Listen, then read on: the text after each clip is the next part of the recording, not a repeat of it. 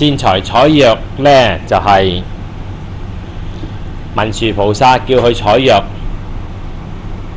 咁去採啦。咁你要睇啦，咦，冇乜嘢唔係藥喎？藥即係咩意思啊？你有唔同嘅病，就可以食唔同嘅嘢。如果呢一樣嘢能夠醫好某個病，咁佢就叫做藥㗎喇。所有嘅事物存在都有佢嘅貢獻，都有佢嘅價值，都有佢嘅作用，所以所有嘅嘢都可以係藥，視乎你自己睇唔睇到，識唔識，對唔對應到。呢個就係善財童子冇講出嚟嘅意思。冇乜嘢唔係藥，即係所有嘅嘢都係藥。呢個係從大原則上面講嘅，呢個係從普遍性上面講嘅。當你個心清淨無染，冇污染到，冇偏見到，冇乜嘢唔可以幫到人，冇乜嘢事物唔可以醫到人，睇下你識唔識得運用嘅啫。砒霜係毒藥啊，都可以醫人。海洛因係毒品，裡面有嗎啡，嗎啡亦都可以要嚟做手術、做麻醉嘅作用，又係喺醫療上嘅用途。所以睇下你相唔相應，同埋用唔用得到啫。咁阿文殊聽咗話，咁既然你見到冇乜嘢唔係藥，咁咧就咁啊，咁將啲藥攞俾我啊！先前咧就原則上肯定所有嘢都係藥，咁而家進一步要去，咁你實際上攞啲藥俾我啊！即係測試緊啊，善財童子係隨口噏啊，一係真係明白嘅。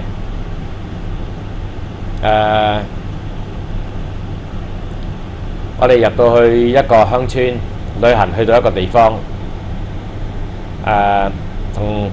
同你講，拎啲嘢俾我食啊！呢度樣樣嘢都食得㗎喎，即係原則上講咗，你乜嘢都食得㗎呢度。咁你而家攞啲食得嘅嘢俾我，即係唔係再同你講抽象嘅，而係講具體嘅。所以文殊問嘅問題，佢就唔係講個普遍性，係講個特殊性。正如我之前話嗰個比喻啊，呢度嘢樣樣都可以食㗎，咁啊攞啲食得嘅嘢俾我。咁叫你攞啲食得嘅俾嘢，攞得啲食得嘅嘢俾我。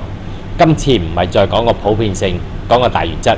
嘢咁啊，既然係嘅，咁攞啲食得嘅俾我，攞個具體嘅嘢。於是乎，善財童子係咪真係要做呢個動作啊？既然樣樣都係藥，冇一樣嘢唔係藥，咁咪隨手就攞一紮草根，嗱藥就係咁咯。呢個就係藥，就顯示嗰個嘅特殊性，顯示真係具體地去操作。等於我哋咧，成日有時咧一齊去食飯嘅時候，喂，今日食咩啊？食乜都得。下一句咁點啊？咁食乜啦？係嘛？喂，點嚟食啊？是但啦，乜都得。咁即係食乜啦？咁都係最後要解決㗎。乜都食得唔通拎乜嘢都攞晒嚟咩？最後都係要具體地、特殊地解決問題。既然咁啊，食乜都得，好啦，食羅漢齋飯啦。係咪？即係真係要攞一樣嘢出嚟啦。咁既然係咁嘅時候，攞紮草，個草嘅意思即係是但一樣都係啦，唔一定係草嘅嚇。咁啊順手就攞草根，呢個就顯示個特殊性，真係相應地去解決問題。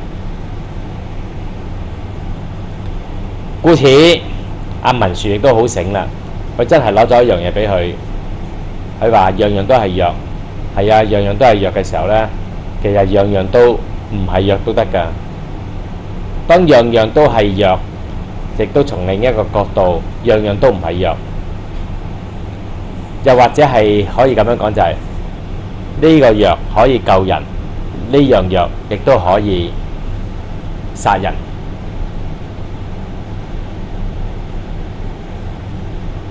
鹿茸好唔好啊？好啊，好補啊！但係當你好熱氣補過龍嘅時候，再整多碗燉鹿茸俾你，你咪即係高血壓、爆血管、中風、報銷埋咯。鹿茸啊，變為毒藥啦！以前有段咁嘅歷史嘅，個皇帝想殺嗰個嘅佢唔中意嘅臣子，結果就燉碗水鴨湯俾佢補。佢根本係生咗個毒瘡膿瘡。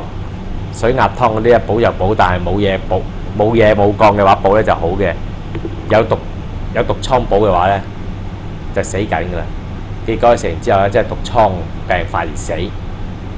所以藥咧就係睇下點用，用得好用得啱就得，用得唔好用得唔啱嘅話咧，咁就變咗就係毒藥嚟㗎啦。嗱，咁所以呢度咧就係講相應原則，就係對應個別嘅眾生嚟去救治，嚟去教導。所以喺禪宗裏面有兩句出名嘅説話，一句就係活人刀，另一句係殺人劍。